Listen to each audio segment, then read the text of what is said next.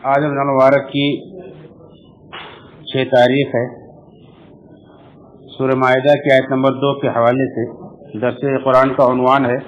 رواداری کا معیار۔ اللہ رب العالمین نے اہل ایمان کو مخاطب کر کے فرمایا کہ اے ایمان والو، اللہ کے شعائر کو حلال نہ کرو اور نہ حرمت والے مہینوں کو اور نہ ہدی کو۔ ہدی کہتے ہیں وہ جانور جو خانہ کعبہ میں ذبح کرنے کے لیے، قربان کرنے کے لیے بھیجے جاتے ہیں۔ وللقلائد، اور نہ قلائد کو، یعنی وہی جانور جو خانہ کعبہ میں بھیجے جاتے ہیں ان کے گلے میں جوتے کا ہار، جوتے کا پٹا ڈال دیتے ہیں تو انہیں قلائد کہا جاتا ہے۔ قلادہ کی جمع، قلادہ کے معنی ہار کے ہوتے ہیں، اسی کی جمع قلائد۔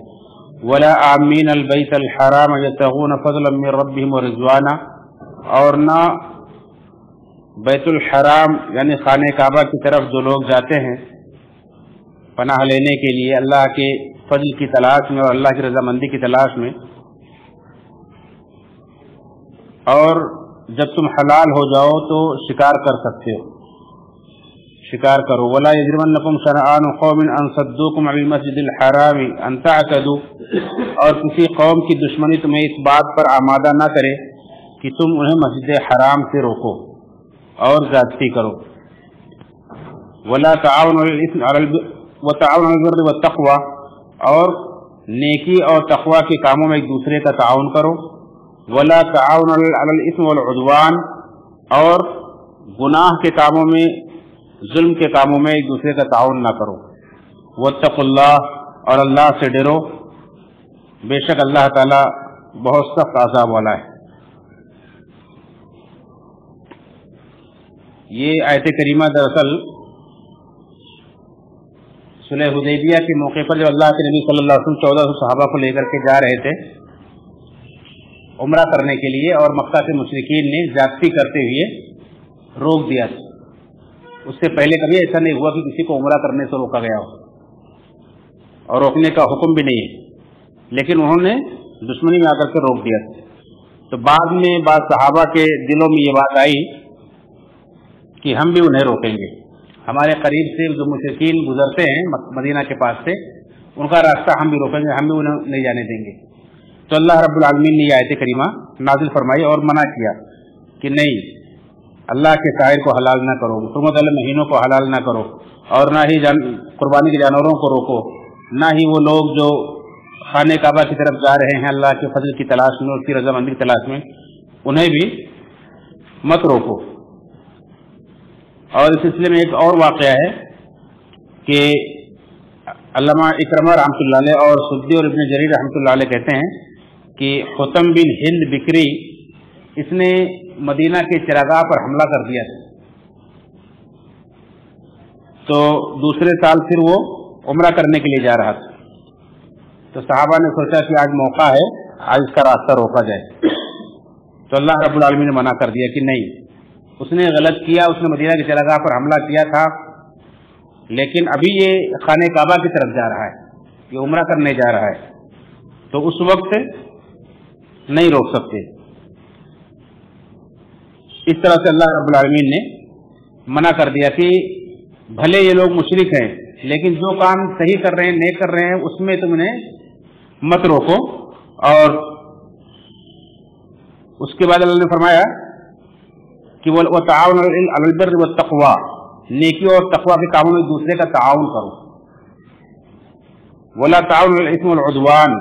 اور گناہ کے کام میں اور ظلم کے کام میں ایک دوسرے کا تعاون نہ کرو۔ یہ رواداری کا معیار ہے، یہ اصول اللہ رب العالمین نے قیامت تک کے لیے دے دیا کہ چاہے کوئی بھی ہو، مسلم ہو غیر مسلم ہو، کوئی بھی ہو، اگر وہ بھلا کام کر رہا ہے، اچھا کام کر رہا ہے تو اس کے ساتھ تعاون کر سکتے ہیں، اور اگر گناہ کا کام کر رہا ہے، ظلم کا کام کر رہا ہے تو اس پر تعاون نہیں کر سکتے۔ آج مسلمان رواداری میں سب بھول جاتے ہیں، اللہ رب العالمین کے حدود کو بھی بھول جاتے ہیں۔ عدوان کہتے ہیں کہ جو اللہ رب العالمین نے حدود متعین کیے، حدود کو پھاڑنے کو عدوان کہتے ہیں، اور اللہ رب العالمین نے جن کاموں کا ہمیں حکم دیا ہے ان کاموں کو ہم چھوڑ دیں تو یہ اسم کہلاتا ہے، گناہ کہلاتا ہے۔ تو مسلمان رواداری میں آ کر کے اللہ کے حدود کو بھی توڑ دیتے ہیں اور اس حد میں داخل ہو جاتے ہیں جو مکہ کے مشرکین اللہ کے نبی صلی اللہ علیہ وسلم سے معاہدہ کرنا چاہتے تھے کہ ایک سال آپ ہمارے معبودوں کی پوجا کریں اور ایک سال ہم آپ کے رب کی پوجا کریں گے، اور اس طرح سے اگر تمہارا حق ہے تو ہمیں اس میں سے حصہ مل جائے گا، اور اگر ہمارا حق ہے تو تمہیں بھی ہمارے میں سے حصہ مل جائے گا۔ تو اللہ رب العالمین نے یہ سورۃ نازل کی، قل یا ایھا الکافرون لا اعبد ما تعبدون، اے نبی کہہ دیجیے کہ اے کافرو میں اس کی عبادت نہیں کرتا جس کی تم عبادت کرتے ہو۔ یہ پوری سورت نازل ہوئی۔ تو رواداری میں آ کر کے شرک کے کاموں میں ایک دوسرے کا تعاون نہیں کریں گے، گناہ کے کاموں میں ایک دوسرے کا تعاون نہیں کریں گے، جیسا کہ آج بہت عام ہوتا جا رہا ہے، اور دیکھا جاتا ہے کہ تم ہمارے عید میں آؤ، ہم تمہارے تہوار میں آئیں گے، تم ہماری سوئیاں پی لو، ہم تم سے راکھی بندھوا لیں گے، اور اس طرح سے مسلمان یہ بہت زیادہ اس کو بڑھاوا دے رہے ہیں اور بہت زیادہ سیکولر بنتے جا رہے ہیں۔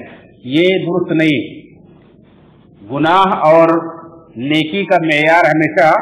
قائم رکھنا چاہیے اور اسے واضح رکھنا چاہیے کہ جہاں نیکی کا کام ہے، نیکی کہتے ہیں اچھے اخلاق کو، جہاں اچھے اخلاق کی بات ہوگی، جہاں کسی کے تعاون کی بات ہوگی، وہاں ایک دوسرے کی مدد کریں گے، جہاں خدمت خلق کی بات ہوگی وہاں ایک دوسرے کی مدد کریں گے، لیکن جہاں اللہ کی نافرمانی ہوگی وہاں کسی کے ساتھ کوئی تعاون نہیں کیا جائے گا۔ اللہ کے رسول صلی اللہ علیہ وسلم نے فرمایا کہ انصر اخاک ظالما او مظلوما، اپنے بھائی کی مدد کرو چاہے وہ ظالم ہو یا مظلوم ہو۔ تو صحابہ نے پوچھا اللہ کے رسول صلی اللہ علیہ وسلم اپنے بھائی کی مدد کریں، اگر وہ مظلوم ہے تب تو سمجھ میں آتا ہے کہ اگر وہ مظلوم ہے، اس کے اوپر ظلم کیا جا رہا ہے تو اس کی ہم مدد کریں، لیکن ظالم کی مدد کیسے کریں؟ تو آپ نے فرمایا کہ ظالم کی مدد یہ ہے کہ اسے ظلم سے روکو۔ تو صحیح معنوں میں رواداری یہ ہے اور کہ آدمی صرف بھلائی اور نیکی کے کاموں میں سب کا تعاون کرے، چاہے کوئی بھی ہو، کسی بھی مذہب کا ماننے والا ہو، اور جہاں گناہ کا کام ہو وہاں کسی کا تعاون نہ کرے۔ یہ اللہ رب العالمین نے اصول دیا ہے، اور ایک مومن کو ہمیشہ اس بات کا دھیان رکھنا چاہیے واتقوا اللہ، اللہ سے ڈرتے رہیں، بے شک اللہ تعالیٰ سخت عذاب والا ہے۔ اور یہ کام بھی کرتے رہنا چاہیے، جیسا کہ مسند احمد کے اندر ایک روایت ہے، فرماتے ہیں کہ اللہ کے رسول صلی اللہ علیہ وسلم نے فرمایا المؤمن الذی یخالط الناس ویصبر علی آذاہم، کہ وہ مومن جو لوگوں سے ملتا جلتا رہتا ہے، ان کی تکلیفوں پر صبر کرتا رہتا ہے، وہ اس سے بہتر ہے جو لوگوں سے ملتا جلتا ہی نہیں اور نہ ان کی تکلیفوں پر صبر کرتا ہے۔ یعنی لوگوں سے بالکل کٹ کے بھی نہیں رہنا چاہیے، لوگوں کے ساتھ گھلنا ملنا چاہیے اور ان کے ساتھ بھلائی کے کاموں میں ساتھ دینا چاہیے، اور جو کچھ ان سے تکلیفیں پہنچے تو اس پر صبر بھی کرنا چاہیے۔ اور اگر ہم بالکل اپنے آپ کو الگ رکھتے ہیں اور کسی سے ملنا جلنا نہیں رکھتے ہیں، نہ لوگوں کی تکلیفوں میں صبر کرتے ہیں، تو اللہ نے فرمایا کہ وہ مومن جو لوگوں سے ملتا جلتا ہے اور ان سے پہنچنے والی تکلیفوں پر صبر کرتا ہے، وہ اس مومن سے بہتر ہے جو بالکل لوگوں سے ملتا ہی نہیں ہے نہ ان کی تکلیفوں پر صبر کرتا ہے۔ یہاں گویا کہ یہ بتلایا گیا ہے کہ اگر آپ لوگوں کے ساتھ تعاون کرنے جائیں گے، لوگوں کی مدد کرنے جائیں گے، تو بہت کچھ آپ کو سننا پڑے گا، بہت کچھ تکلیفیں برداشت کرنی پڑے گی، لیکن اس کی وجہ سے بھلائی کا کام چھوڑ نہیں دینا چاہیے، بھلائی کا کام کرتے رہنا چاہیے۔ اللہ تعالیٰ سے دعا ہے رب العالمین ہم سب کو